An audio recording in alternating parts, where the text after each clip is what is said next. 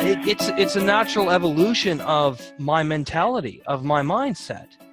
You know, I don't want to be doing my show in a dimly lit room wearing my metal shirts and all my jewelry, because who's going to take me seriously in the professional world? No one's going to take me seriously. They're not. Now, If not, yeah, like now I'm being taken seriously. Now you're a star. Yeah, exactly. Now you're a star, because you know why? It all started with the little tiny people going out there and saying, you know what? I liked what I saw. And I'm still feeding that today out in the public. I'm still feeding your shows out onto I have a fan page. You know what I'm saying? And I'm sitting there just throwing your links, even from the older shows, you know, when I was in there. And I don't know if you saw it or not, but, you know, that's what makes people superstars. You know, they're out there, their face is out there, you know, and now you're looking like you're a professional. So that's only going to propel you to the top, because they're saying, wow, this guy's a professional now. He's not out there with, you know, not to say that was a bad thing, but no, it wasn't.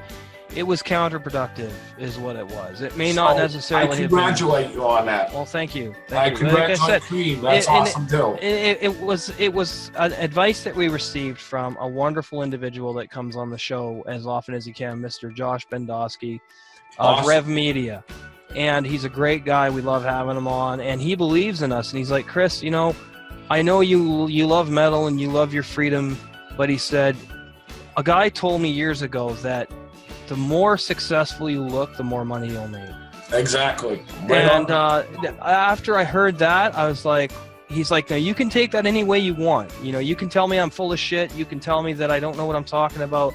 But when I heard it from somebody who cared enough to come on our show, to be a part of this, and to someone who's already a little more successful than we are, what was I going to do? Tell him he was wrong? No, because I'm like, yes, he's right. I need to learn from people that have already done it, and that's why I was open. Better than ever, sir. I'm back better than ever. You know, my other computer wasn't letting me come on there. Right. But I bought this one, and it's letting me coming in. And good. I'm telling you right now, I'm back. That's awesome, Carl. We love having you. Carl's back. Yeah. So I want to segue into habit number 9, because we are running a bit over the hour, but that's fine. Decide against impulse buying. Now, we all know that we have to make it a habit to only spend money on things we need. We need to come back on impulse buying. Hell, I was guilty of it, buying craft beers, by weighing our options before making any purchases. So when we buy on impulse, we only gain a temporary sense of satisfaction. Once this instant gratification is worn off, well, what are we left with? Is a shrunken purse or wallet with a tinge of regret or buyer's remorse. And I think we're all guilty of that one, you know? Like, in there, done that, got the T-shirt. I'm in there right now because there's a part of me, it's like, oh, you could buy Bitcoin and Ethereum. And I did a little bit. Right. And it's not necessarily because I believe it'll go up. But the hard part is I got to make sure that Tom's paid, that all the other bills I haven't paid. Lagging. And as much as Bitcoin... Cream, you're lagging. Shiny. You're lagging. Okay. As much as Bitcoin's shiny, I don't want to just buy it, you know? Yeah, you're lagging a bit there, bud. You can totally say what you were going to say again, but yeah, I thought I'd let you know that you are lagging quite a bit.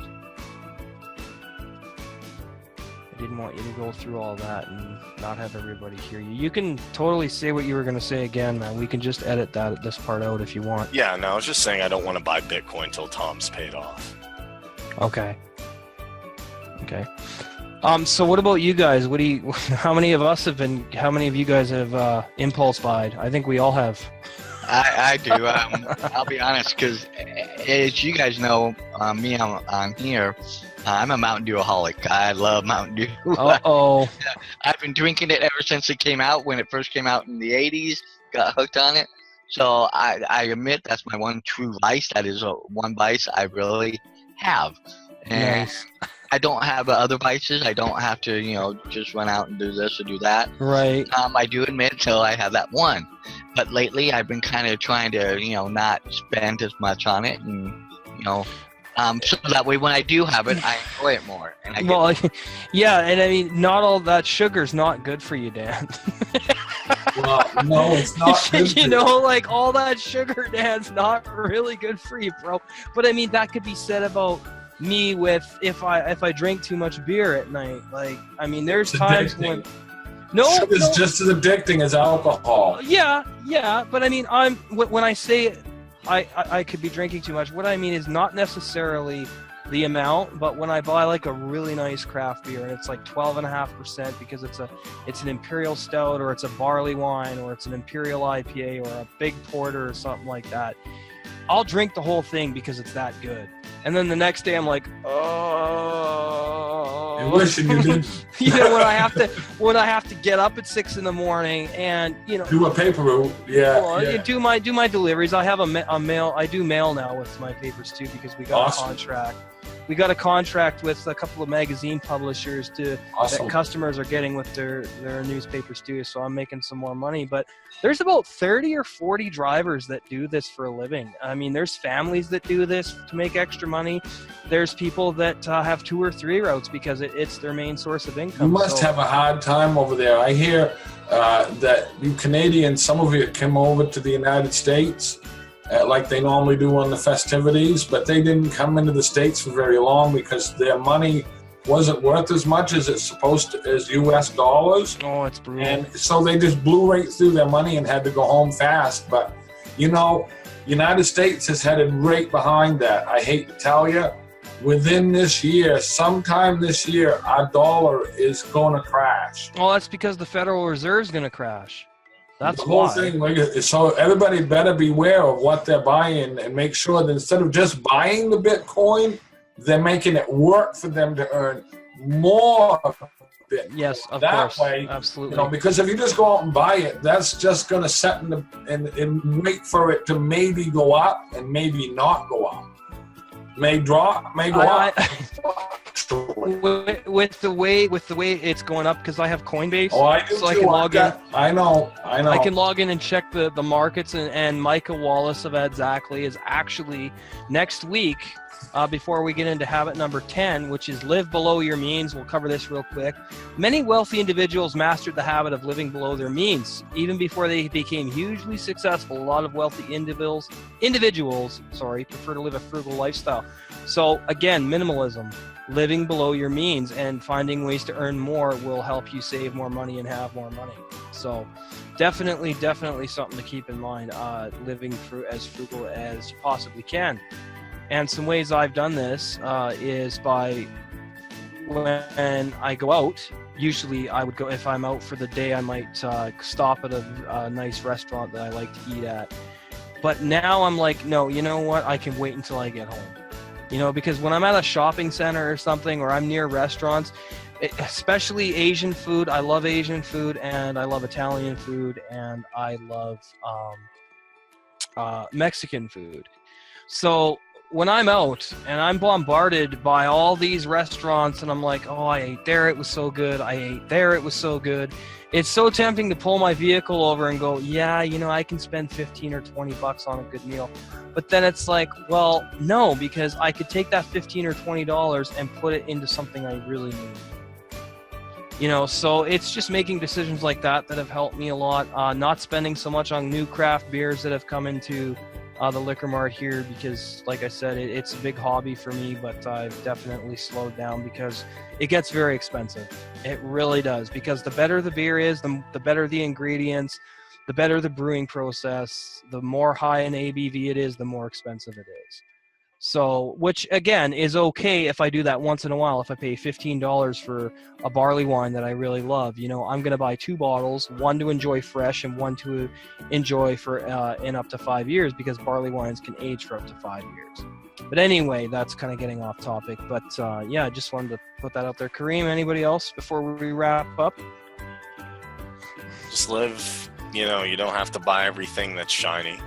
There's a couple things I want right now, like a projector, but I'm holding off. So simple enough. You don't have to go crazy and just watch what you're doing. And with Bitcoin, yeah, just buy it conservatively. Yep. And before we head off tonight, I just want to make an announcement. The Entrepreneur Power Hour is going to be doing a Saturday night personal development broadcasts. So we will all get together and negotiate a time that works for everybody, because Saturday nights I don't work Sunday, so I'm free anytime, usually on Saturday nights, and I really would like to cover some book study courses that I have in mind, like this one. And I would also like to get into some meditation with our Tibetan yogis, as well as start a cooking show Saturday night. So lots of big things coming. Kareem and I also had some ideas to start doing some comedic stuff, some comedy skits. I don't know if you guys would be down for that, but we're really trying to expand the show and entertain, make people laugh, as well as educate, inform, and inspire. So definitely something that Kareem and I are You're branching out into other. Well, we have to. YouTube, with YouTube, you have to. Like money. It's just like money. You got to diversify. Yes. Turn around. It's like I just basically I said. think that the Power Hour is getting sexy, because I think men in the kitchen cooking is just great, and there's nothing you would. sexier than men doing dishes. I'm sure you would, hon. Do it shirtless. You get like, oh, how'd I get Do it shirtless. That's Yeah. my short list. Oh yeah, I'm sure my girlfriend would love me being on camera. for Not. that. No. But yeah, thank you. I want to thank Mr. Carl Davis for joining us again. Kareem Mays, Dan Sissick, Paula James, Bill Maybauer, and did I leave anybody out? Yeah, no, I don't think it is. Miss Fran. Oh, Fran. Yeah, Fran. Sorry, forgot about. I thought I said Fran Richardson. Miss Fran Angel. I thought I did. Okay, cool. Yeah, my horns won't let my halo. So yeah, we're also next week we're going to be doing a special show with Micah Wallace. He'd like to come on and have kind of an Adzakly party for kicking off Adzakly Hits, and he's going to be talking about cryptocurrency some more. So we're going to be getting some education on that. So tune in next week, because that's what we're going to be doing. And I want to thank everybody, and we'll see you guys next time.